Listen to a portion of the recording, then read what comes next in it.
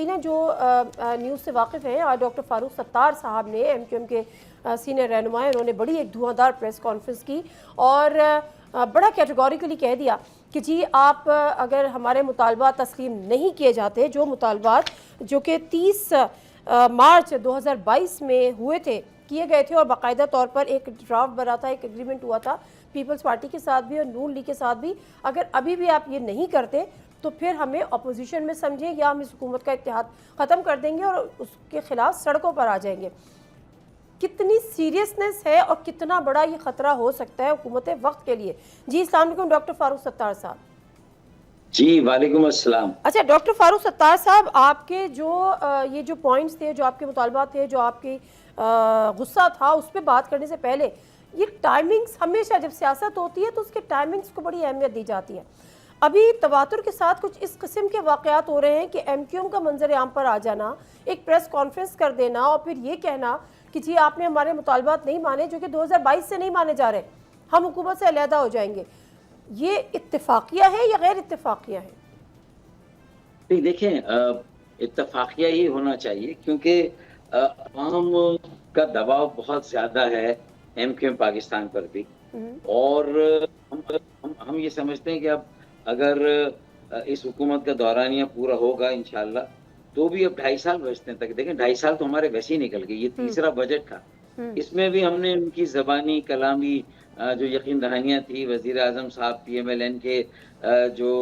وزراء ہیں ان کی ٹیم، ہم نے چلے ان کو مان لیا، لیکن اس مرتبہ کچھ یقین دہانی ضرور انہوں نے ایسی کرائی جس میں 140A کے لیے کمیٹی کے قیام پر وہ آمادہ ہوئے کہ ہم ایک کنسنسس اور اتفاق رائے بلڈ کریں گے اور جماعتوں کے ساتھ، اور آپ کا یہ بل لائیں گے اور پاس کرائیں گے۔ گورنرشپ انشاءاللہ تعالیٰ اس پر بھی کنسیڈر کریں گے، MQM کو واپس دیں گے اور پیپلز پارٹی کو سمجھائیں گے۔ ویسے تو 10 مرتبہ ہمیں سمجھایا ہے، پیپلز پارٹی کی جو بھی سینسیٹیوٹیز یا ریڈ لائن ہے تو بھائی کہیں نہ کہیں ہماری بھی تو ریڈ لائن ہوگی، تو اس بار تھوڑا سمجھا ضرور ہے، لیکن ہم نے اس وقت اس لیے کہ اب احتجاجی تحریک کے لیے لوگوں کی طرف سے بہت دباؤ بڑھ رہا ہے کہ اب ہمیں ڈاکٹر صاحب اس سے پہلے کہ ہم احتجاجی تحریک کی طرف جائیں، میں ایک مختصر سا سوال آپ سے کرنا چاہتی ہوں۔ یہ جو آپ کو یقین دہانی کرائی ہے کہ گورنر بھی واپس کر دیں گے، 140A کو بھی اسی طرح سے امپاور کریں گے، آئین کا حصہ بنائیں گے، یہ یقین دہانی کس نے کرائی ہے؟ دیکھیں وزیر اعظم صاحب کی ایک پوری ٹیم ہے، وہ یہ کہتی ہے کہ گورنرشپ سے اس لیے آپ کو محروم کیا گیا کہ پیپلز پارٹی کے ساتھ ایک ان کا معاہدہ تھا اور ان کا مسلسل دباؤ تھا۔ پیپلز پارٹی کے معتبر ذرائع نے ہمیں بار بار یہ کہا ہے کہ ہمارا آپ کی گورنرشپ چھیننے میں کوئی ہاتھ نہیں ہے، تو اس لیے جب یہ بات اور واضح ہو رہی ہے تو پھر یہ سلیم اللہ کلیم اللہ ہم پیپلز پارٹی سے بات کریں گورنرشپ کی، بھائی آپ کے معاہدہ ہے، ہم آپ کی حکومت میں، پیپلز پارٹی آپ کی ایک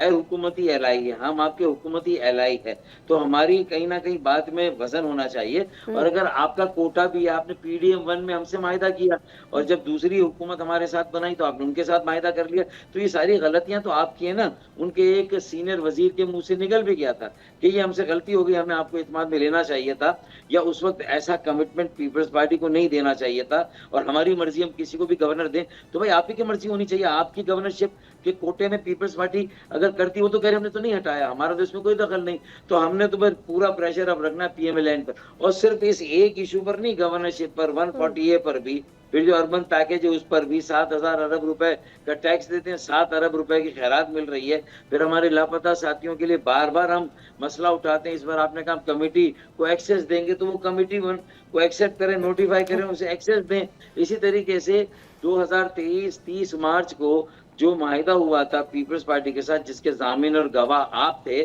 آپ نے اس کی ذمہ داری لی تھی کہ ہم عمل درآمد کرائیں گے، تو اب آپ کو کسی نہ کسی طرح صوبائی حکومت سے، وڈیروں، جاگیرداروں، پیپلز پارٹی کے بڑوں سے اب اس پر بھی عمل درآمد آپ ہی کو کرانا ہے، اور اس میں بھی 140A فہرست ہے۔ تو میرے خیال میں اب پیپلز پارٹی خود آمادہ ہے 140A پر، جو جسٹس گلزار احمد شیخ نے جو فیصلہ دیا تھا وہی تو ہماری آئینی ترمیم ہے۔ جب ڈاکٹر صاحب ود آل ڈیو ریسپیکٹ، اگر میں آج کی آپ کی باتیں سنوں نا تو 2022 میں بھی جب آپ نے PTI سے علیحدگی اختیار کی تھی تو یہی ایم کیو ایم بات کرتی تھی کہ ہمارے ساتھ جو یقین دہانیاں کرائیں، ہمارے ساتھ جو وعدے کرائے، ہمارے ساتھ جو کمٹمنٹس ہوئے، ان میں کچھ بھی فرق نہیں ہوا۔ میری سمجھ میں نہیں آتا کہ وہ کہتے ہیں نا مومن ایک سوراخ سے بار بار نہیں ڈستا، لیکن آپ تو ڈسے چلے جا رہے ہیں، ہر حکومت کے ساتھ آپ معاہدے کرتے ہیں، اور پھر 3 سال بعد، 2.5 سے 3 سال بعد آپ لوگوں کو یاد آتا ہے کہ کچھ بھی نہیں ہو رہا۔ آپ پہلے سال خاموش رہتے ہیں، بجٹ بھی پاس کراتے ہیں، آپ دوسرے سال بھی خاموش رہتے ہیں، بجٹ بھی پاس کراتے ہیں، پھر آپ 26ویں آئینی ترمیم میں بھی حصہ ڈالتے ہیں، 27ویں بھی حصہ ڈالتے ہیں، 28ویں میں بھی بخوشی ڈال دیں گے۔ تو یہ سائیکل، اور پھر جو یہ امپریشن ایم کیو ایم کے ساتھ چپک جاتا ہے کہ جی جب کچھ ہونا ہوتا ہے، جب کچھ ٹف ٹائم دینا ہوتا ہے تو ایم کیو ایم کو چابی دے دی جاتی ہے۔ آپ لوگوں کے مطالبے بہت جینین ہوں گے، بہت جینین ہوں گے، لیکن اس کی سیریسنس نظر نہیں آتی۔ آپ کیوں حکومت کا ساتھ آپ 3 سال سے دیے چلے جا رہے ہیں اگر وہ پہلے سال میں آپ کا کوئی مطالبہ انہوں نے پورا نہیں کیا تو؟ دیکھیں، ہماری پارٹی میں بھی مشاورت ہو رہی ہے کہ انف از انف، اب ہمیں کہیں نہ کہیں جو ہے وہ کوئی ایک فیصلہ کرنا ہوگا، اور ظاہر ہے کہ بجٹ میں بھی چلے مان لیا بلاول بھٹو زرداری نے تو کہا نا کہ یہ آپ کو لالی پاپ دے دیتے ہیں، ہاں تو ہم بھی اب بلاول بھٹو زرداری کو جہاں اور پیپلز پارٹی کو بھی ہم نے اپنے نشانے پر رکھا ہے، تو وہیں ہم نے اپنی توپوں کا رخ پی ایم ایل این اور وزیر اعظم اور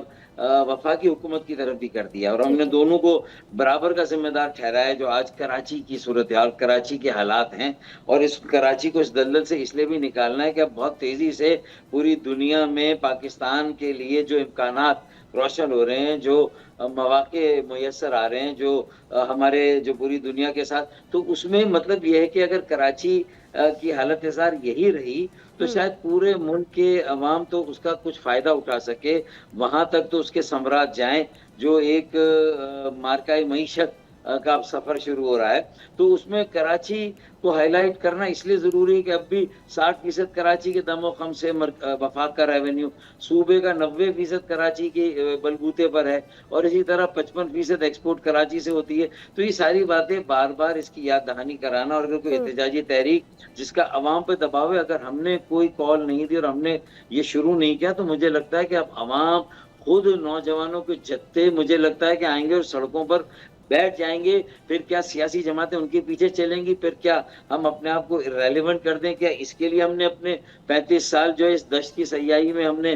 جو ہے وہ کیے تھے؟ تو میرے خیال میں ابھی ہم سب سوچ رہے ہیں اس پر۔ تو اگر احتجاجی تحریک شروع کرنی ہے تو پھر یہ کیسے ممکن ہوگا کہ 2 گزرا وہاں مرکز میں بیٹھے رہیں؟ ہم نے کہا بھائی یہ پھر 22 سیٹوں کے لیے انتظام کریں، ہم اپوزیشن میں بیٹھیں گے، اور کسی وقت بھی ہم اسپیکر کو یہ لیٹر دے دیں گے۔ بجٹ میں آپ نے کہا ہے، لیکن ہمیں کوئی نظر آنا چاہیے کہ اس میں ہل جل ہوئی ہے، یہ نہیں ہو اچھا سکا گفتن ڈاکٹر نشستن۔ صاحب تو بالکل ٹھیک کہہ رہے ہیں، بالکل ٹھیک کہہ رہے ہیں۔ اللہ کرے کہ آپ کی اس بات کو حکومت وقت بھی اتنا ہی سیریس لے، کیونکہ جب کراچی کی بات ہوتی ہے تو چاہے وہ پی ٹی آئی کا دور ہو، چاہے وہ نون لیگ کا دور ہو، وہ نیگلیکٹڈ ہی رہا ہے۔ لیکن ایک بڑی امپورٹنٹ چیز ہے جو لوگ بار بار کہتے ہیں، even P M L N کے رہنما بھی کہتے ہیں کہ جب ایم کیو ایم یہ بات کرتی ہے یا کوئی کراچی والا یہ بات کرتا ہے کہ ہم 70% یا 65% حصہ ڈال رہے ہیں ریونیو میں، وہ کہتے ہیں کہ جی پورٹ کراچی میں ہے، جس کو ذوالفقار علی بھٹو صاحب نے بنایا تھا، وہاں سے اگر ملک بھر کے لیے جو بھی چیز آتی ہے وہ وہاں پر آتی ہے، وہ ٹیکس دیتی ہے، اور وہ ملک کے دیگر حصوں میں چلی جاتی ہے۔ تو یہ ایک بینیفٹ ہے، ادروائز کراچی کوئی اتنا ٹیکس نہیں دے رہا، یہ صرف پورٹ کی بدولت ہے، اور وہ اس کو کاؤنٹ کرتے ہیں تو 60-65% کیا دیتے ہیں۔ بی بی تھوڑا سا آپ اپنی ریسرچ کو اور آگے اگر بڑھا لینا، تو پورٹ سے جو ہونے والا ریونیو ہے وہ تو جب آپ نے ڈبلیو ٹی او کے ساتھ اپنے ایگریمنٹس کیے تھے نا، تو آپ نے کسٹم ڈیوٹی جو مختلف امپورٹ کے مصنوعات اور جو آئٹمز ہیں ان کے اوپر تو بتدریج آپ کم کر رہے ہیں، کہیں 5% ہے، کہیں 10% ہے۔ تو ٹوٹل جو ٹیکس پول ہے ریونیو کا، اس میں آپ دیکھ لیں کہ سیلریڈ کلاس اگر ہزاروں ارب روپے کا ٹیکس دے رہی ہے، کراچی سے 60,000 ارب روپے کا تخمینہ ہے ٹیکس کے جانے کا، تو اس میں پورٹ کا زیادہ سے زیادہ 1000 ارب روپے ہوگا، باقی تو 6000 ارب روپے ہمارا ڈائریکٹ ٹیکس ہے۔ میں کلیئرٹی چاہ رہی تھی، میں لوگوں کو کلیئرٹی اس لیے چاہ رہی تھی کہ لوگ یہ آرگیومنٹ کر رہے ہوتے ہیں۔ اب آ جاتے ہیں واپس آپ کے مطالبات۔ حکومت وقت کوئی بھی آرگومنٹ کریں نا تو پھر برملا کریں، آپ کو اکیلے میں نہ بتائیں، یہ پھر یہ پروگرام میں اور ہمارے سامنے ٹاکرا ہو، اور وہ بھی فیگرز لے کے بیٹھے اور ہم بھی یہ آپ نے جو کلیئرٹی دی آن ایئر جائے گی، جو بول رہے تھے ان کی زبانیں بند ہو جائیں گی۔ اب آ جاتے ہیں آپ کی اس تنقید پر اور اس اپوزیشن کا۔ جو آپ کے مطالبات ہیں وہ منون تسلیم ہوتے تو نظر نہیں آتے۔ تاریخ یہ بتاتی ہے، اللہ کرے ایسا ہو جائے۔ کیا آپ نے یہ فیصلہ آپ کی پارٹی نے کر لیا ہے کہ اب اپوزیشن بینچز میں بیٹھنا ہی ہے یا بس ابھی آپ تھوڑا سا ڈرا رہے ہیں؟ دیکھیں اگر احتجاجی تحریک شروع کرنی ہے تو یہ عوام کو تو ہم سڑکوں پہ لانے کی بات کریں اور ہم وہاں پر حکومت میں آرام سے بیٹھے رہیں تو یہ دو چیزیں ایک دوسرے سے کانفلکٹ کر رہی ہیں. ٹھیک تو ہے. اس لیے ضروری ہے کہ ہمارے ساتھ گورنرشپ کی اگر واپسی نہیں ہوتی ہے اور اس کا کوئی مطلب یہ کہ ان کا کوئی انہوں نے مطلب یہ کہ کوئی دل سے اس بارے میں ہمیں کوئی یقین دہانی اگر نہیں کرائی تھی مطلب کلیئر بتا دیں تو پھر ہم بھی پھر دوسرا راستہ لیں نا. پھر ہم کاہے کو مطلب یہ کہ دو وزارتیں لے کر وہاں پر بیٹھے ہوئے ہیں اور اپنے عوام میں جو ہمیں بھی جو ہمارے ہم ڈسکریڈٹ ہمارا تیزی سے بڑھ رہا ہے, ہمارا کریڈٹ ختم ہو رہا ہے, ہماری جو لوگوں میں ایک ٹرسٹ ہے وہ بری طرح سے متزلزل ہو رہا ہے. 2-2.5 سال میں الیکشنز ہے, اگلے سال بلدیاتی انتخابات ہیں, ہم کیا منہ لے کر انتخابات میں جائیں بات گے. تو آپ کی تو بالکل اسی صحیح ہے. طرح آپ نے کہ ہم 2 اسپیکر وزارتوں کی بات کی ڈاکٹر صاحب. دیکھ سکتے ہیں کہ ہماری 22 سیٹوں کا اپوزیشن میں بیٹھنے کا اہتمام کرے ورنہ ہماری گورنرشپ واپس کرے. نمبر 1 148 پر جلدی فیصلہ کریں, جلدی اپنی 8 رکنی کمیٹی کا نوٹیفائی کریں, متحرک کریں اور ہمارا بل لا کے اسے پاس کرائیں. نمبر 3 اربن پیکیج میں فوری اضافہ کریں, 70 ارب روپے, 7 نہیں 70 ارب. اسی طریقے سے جو مسنگ پرسن اس کی کمیٹی کو بھی ایکسس دیں, ساری معلومات دیں کہ یہ 150 افراد جو ابھی بھی لاپتہ ہیں ان کے ویئر اباؤٹس کیا, ان کی ویل بینگ کیا ہے, تاکہ ان کے اہل خانہ کی تسلی تشفی ہو اور ہماری بھی ذمہ داری پوری ہو. یہ ہماری ذمہ داری ہے, ایک بوجھ ہے جو ہم محسوس کرتے ہیں اپنے ضمیر پر, اپنے کندھوں پر, تو ہمیں اس پہ اپنے لوگوں کو جواب دینا. ہم شرمسار ہوتے ہیں. اچھا کوئی ڈیڈ لائن دے رہے ہیں آپ, کوئی ٹائم فریم دے رہے ہیں, کوئی ڈیڈ لائن دے رہے ہیں کہ اس تک کریں ورنہ پھر ہم ایک احتجاجی تحریک چلائیں گے؟ انشاءاللہ جو اگلی پریس کانفرنس ہوگی پھر بعد میں جو اگلا انٹرویو آپ کو دیں گے اس میں ڈیڈ لائن بھی دے دیں گے. آج میرے خیال میں اتنا کافی ہونا چاہیے. ٹھیک ہے, میں صرف آخری سوال آپ سے کروں گی ڈاکٹر صاحب. جب گورنر صاحب کی واپسی کی بات ہوتی ہے نا, کامران ٹیسوری صاحب, تو مصطفیٰ کمال صاحب میرے پروگرام میں تھے تو میں نے ان سے یہ بات پوچھی تھی کہ ایسی کوئی پارٹی پالیسی نہیں ہے اور اگر ہے تو ہمیں بھی بتا دیں, ہم بھی اس کو کہہ دیں کہ یہ ہماری ریڈ لائن ہے. فی الحال تو یہ ہماری کوئی نہ ریڈ لائن ہے نہ ہمیں ایسا کوئی بتایا گیا ہے. یہ فاروق ستار صاحب کا اپنا مطالبہ, کیا فاروق ستار صاحب آپ کا یہ اپنا ہے یا پارٹی کی لائن ہے, اور اگر یہ پارٹی کی لائن ہے تو یہ مصطفیٰ کمال صاحب کو کیوں نہیں پتا؟ دیکھیں مصطفیٰ بھائی نے والی بات کی تھی شاید